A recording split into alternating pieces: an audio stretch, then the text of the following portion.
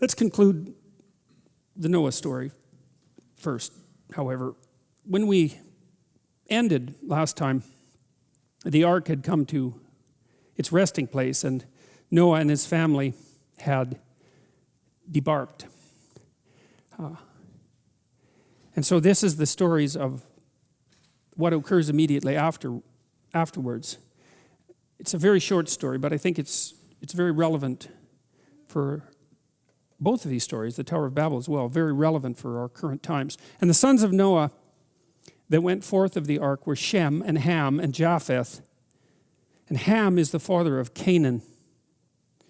These are the three sons of Noah, and of them was the whole earth overspread. And Noah began to be a husbandman, and he planted a vineyard. And he drank of the wine and was drunken, and he was uncovered within his tent.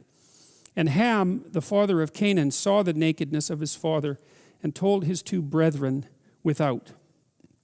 And Shem and Japheth took a garment and laid it upon both their shoulders and went backward and covered the nakedness of their father. And their faces were backward, and they saw not their father's nakedness.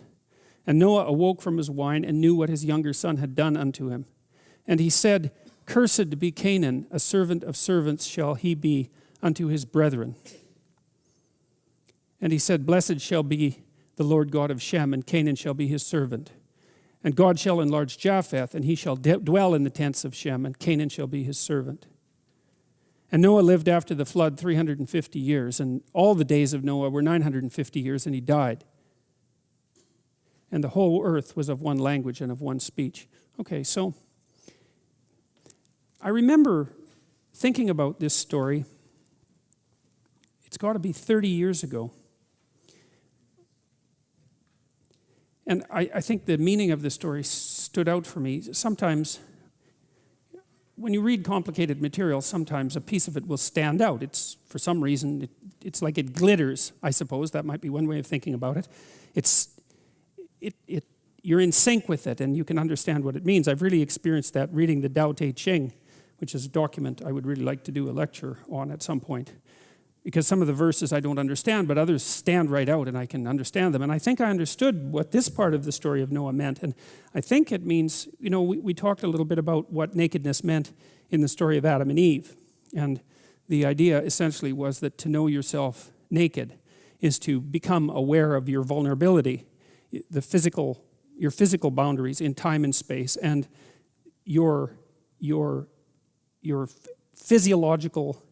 fundamental physiological insufficiencies as they might be judged by others. So there's biological insufficiency that's sort of built into you because you're a fragile, mortal, vulnerable, half-insane creature, and that's just an existential truth. And then, of course, even merely as a human being, even with all those faults, there are faults that you have that are particular to you that might be judged harshly by the group. Well, will definitely be judged harshly by the group.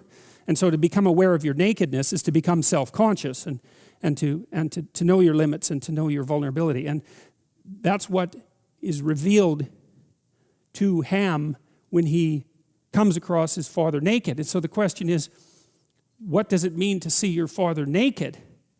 And it seems to me, and especially in an inappropriate manner like this, it's as if Ham, he does the same thing that happens in the Mesopotamian creation myth when Tiamat and Apsu give rise to the first gods. They're the father of the eventual deity of redemption, Marduk. They're very careless and noisy, and they kill Apsu, their father, and attempt to inhabit his corpse. And that makes Tiamat enraged, and so she bursts forth from the darkness to do them in. It's like a precursor to the flood story, or an analog to the flood story. And I see the same thing happening here with Ham, is that he's insufficiently respectful of his father. And the question is exactly, what does the father represent? And you could say, well, there's the father that you have, and that's a human being, that's a man like other men, a man among men. But then there's the father as such, and that's the spirit of the father. And insofar as you have a father, you have both at the same time. You have the personal father that's a man among other men, just like anyone else's father. But insofar as that man is your father, that means that he's something different than just another person. And what he is the incarnation of the Spirit of the Father. And to see that, to take it to what? To disrespect that carelessly. Maybe even, like Noah makes a mistake, right? He produces wine and gets himself drunk. And you might say, well, if he's sprawled out there for everyone to see, it's hardly Ham's fault if he stumbles across him. But the book is laying out a danger. And the danger is that, well, maybe you catch your father at his most vulnerable moment, and if you're disrespectful, then you transgress against the Spirit of the Father.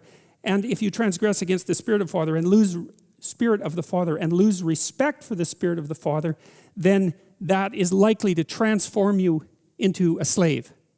That's a very interesting idea, and I think it's particularly interesting, maybe not particularly interesting, but it's particularly germane, I think, to our current cultural situation, because I think that we're pushed constantly to see the nakedness of our Father, so to speak, because of the intense criticism that's directed towards our culture and the patriarchal culture, so to speak. We're constantly exposing its weaknesses and vulnerabilities and, let's say, nakedness. And there's nothing wrong with criticism, but the thing about criticism is the purpose of criticism is to separate the wheat from the chaff.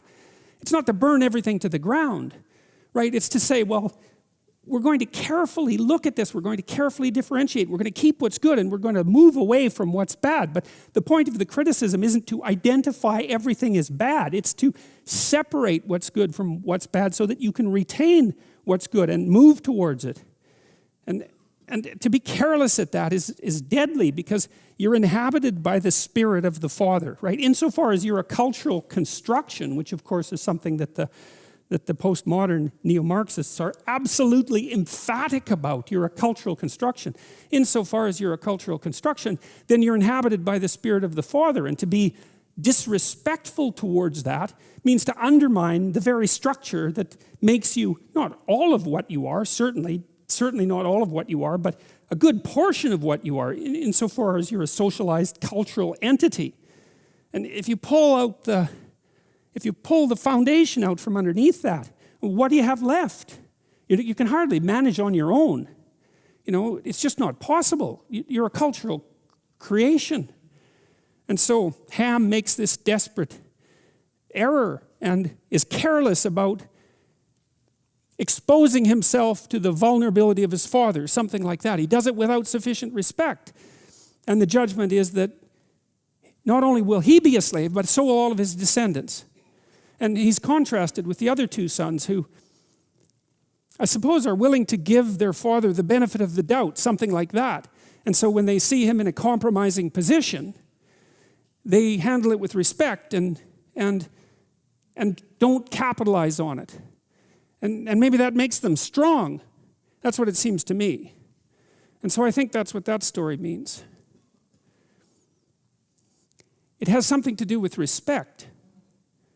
And the funny thing about having respect for your culture, and I suppose that's partly why I'm doing the biblical stories, is because they're part of my culture. They're part of our culture, perhaps, but they're certainly part of my culture. And it seems to me that it's worthwhile to treat that with respect, to see what you can glean from it, and not kick it when it's down, let's say. So